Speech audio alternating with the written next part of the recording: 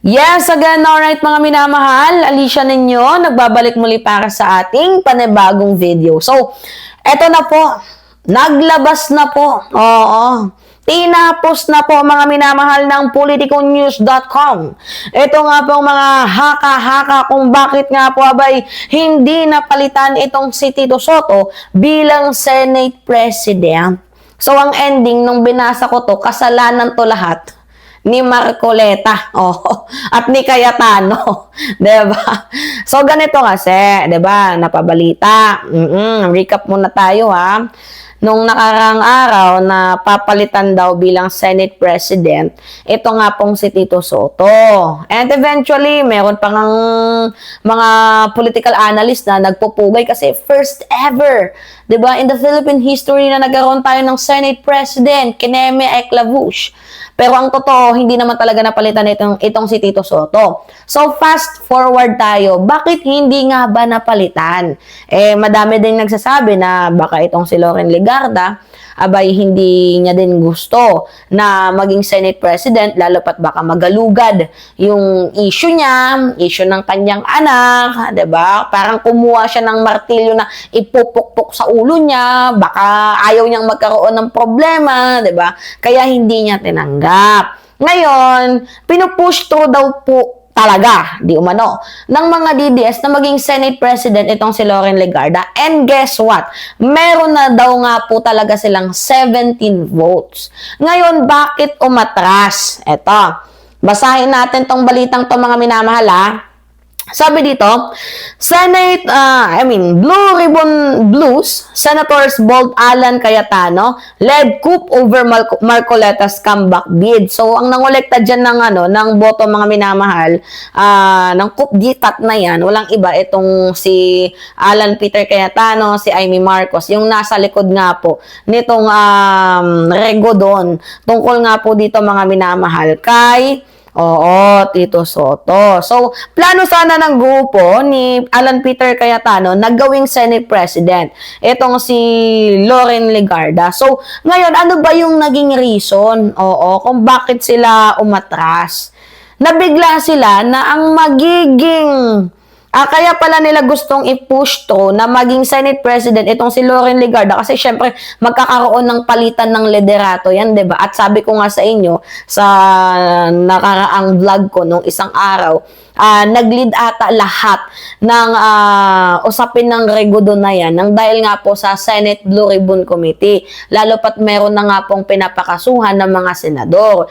Sino ba yung humahawak mga minamahal ng Senate Blue Ribbon Committee? Walang iba kundi itong si Ping Lacson. Ngayon, para mapalitan itong si Ping Lacson, kailangan mag-change ng Senate presidency. Ngayon, kapag napalitan itong si Sotto, 'di ba? Ang una nga nating haka-haka diyan is for an impeachment, 'di ba? Which is baka posible din naman.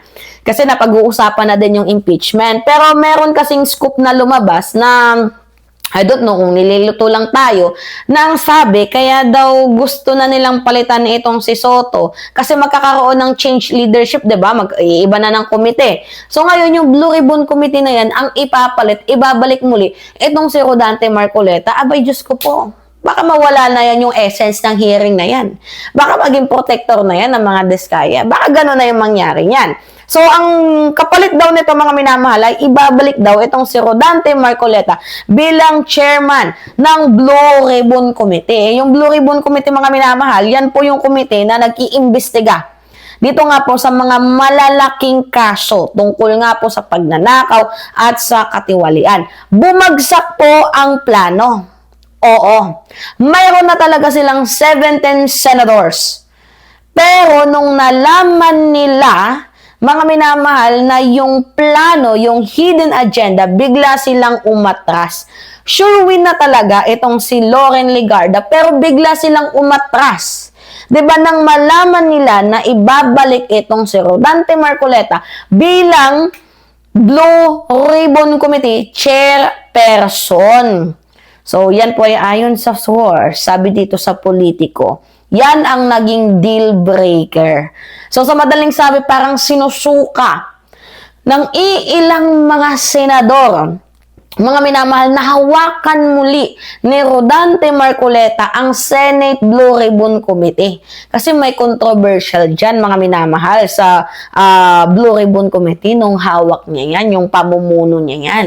Syempre, yung investigation dito nga po sa flood control scam, abay bilyones ang halaga. Sensitive issue yan na hindi dapat hinahawakan ng mga insensitive, 'di ba, na mga tao. So ngayon, we need to go into a deeper. Oo. So, may rekomendasyon kasi, 'di ba? Ang Senate Blue Ribbon Committee nakasuhan ng plunder at iba pang krimen, itong si Francis Escudero, Jinggoy Estrada at Joel Villanueva. Ngayon, nagkaroon po ng panic at power struggle dito sa Senado. So, yun talaga doon. So, ngayon, syempre, itong si Ping Lacson, Gina G, di ba? Na kasuhan itong mga taong to. Si Joel Villanueva nga, nagyayabang na Blue Ribbon Committee? Who? Who is the Blue Ribbon Committee? Is that the only one person or the entire Blue Ribbon Committee? Nagyayabang pa siya, di ba, mga minamahal?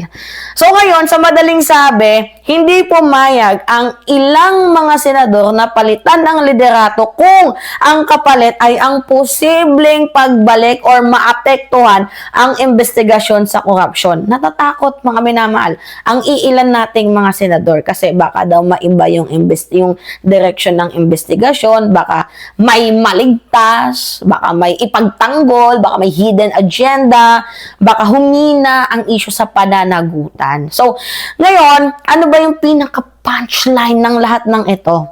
Hindi naman po talaga si Loren Legarda ang problema. And also, hindi rin naman si Alan Peter Cayetano ang issue dito.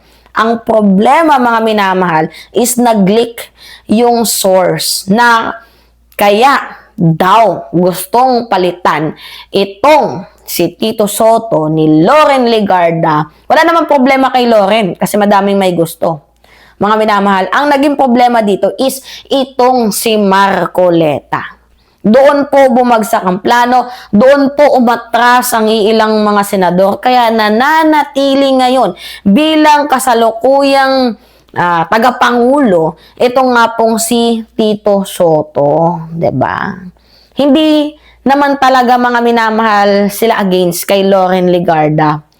Against sila dito kay Marcoleta. So, kaya doon bumagsak yung coup d'etat or yung regodon dito nga po, mga minamahal, kay Tito Sotto. So, kung ang usapan natin dito ay pangmasa, pwede nilang ibenta itong si Loren Legarda. Ngunit, ayaw nga po ng ating ilang mga senador na panghawakan ni Marcoleta. Ito nga pong Senate Blue Ribbon Committee kasi it's either magiging abogado siya ng mga diskaya or either ipagtatanggol niya yung kanyang mga kapwa senador, diba? Or either meron siyang ililigtas na mga senador, mga minamahal.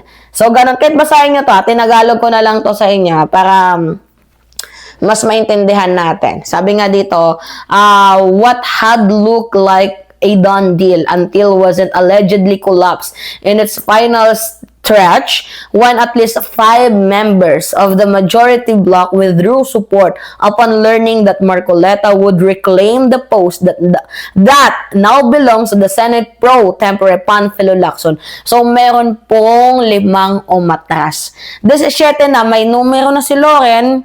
Ngunit ang nangyari, mga minamahal, ay nung nalaman na magiging chairperson ng Senate Blue Ribbon Committee, itong si Rodante Marcoleta, merong 5 senador na umatras. Ngayon, sabi dito, Politico earlier reported that the pro-Legarda bloc has supposedly secured backing from as many as 17 senator. So, enough na yan na boto, mga minamahal. Enough to engineer a dramatic leadership switch on the Senate floor during Wednesday's session. 3 scoopers separately told Politico that Senate Minority Leader Alan Peter Cayetano and Amy Marcos had already convinced several allies of Sotto to cross over, with Legarda position as the chamber first female Senate President. Okay, sabi dito, Cayetano Group was actually able to convince allies of Soto to jump ship. So, nagkumbinse itong kasi ang pasimuno talaga dito si Alan Cayetano o pati si Amy Marcos. 'Di ba napalitan, magkaroon ng change leadership. They already have the numbers to elect Legarda as the Senate President. So, meron na daw silang numero. But several of them withdrew when they were told that Marcoleta would regain the leadership of the Blue Ribbon Committee. Diba? Ang iba, nung nalaman nila na ang hawak ng Blue Ribbon Committee, diba? Kasi yan po yung deal nila kay Loren Legarda. Yan yung deal nila. I-elect ka namin, ibalik mo si Marcoleta. Deal breaker nga, mga minamahal. Nung nalaman nila, nag-leak ang usapan, umatras, nag-bounce, diba? So, sa madaling sabi, si Marcoleta ang nakasira ng plano nila Alan Peter Cayetano. So, they were uneasy given his previous stint as chair. The Scooper said that was really the deal breaker. And Scooper said that the maneuver intensified after supposed draft initial report of the Senate Blue Ribbon Committee panel inquiry into a multi-billion peso flood control rocket surfaced on Tuesday night. In its draft report, the panel supposedly recommended the filing of plunder, malversation of public funds, and other criminal charges against Senator Francis Escudero, Jingo Estrada, and Jovel Villanueva, all members of the majority bloc. So, nagsimula nga talaga yung rigodon dahil nga po sa Senate Blue Ribbon Committee. But, and Scooper said Cayetano himself or other senators taking a central role in the investigative panel would have been more palatable of some senator. But Cayetano already made it clear that he was not interested with the post.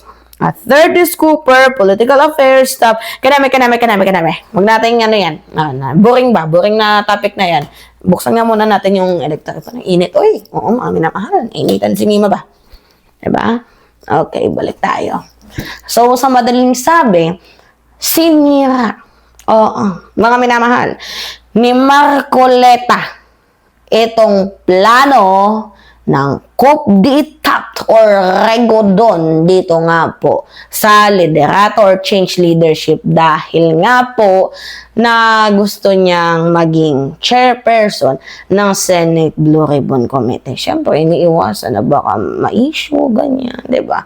Mas maganda na din na pangalagaan natin ang integridad ng Senado. Alright, mga minamahal, yun po. Anyway, it's me again, Alicia ninyo. Nagbabalik muli para sa ating panibagong video. Maraming salamat at ingat, mga kababayan.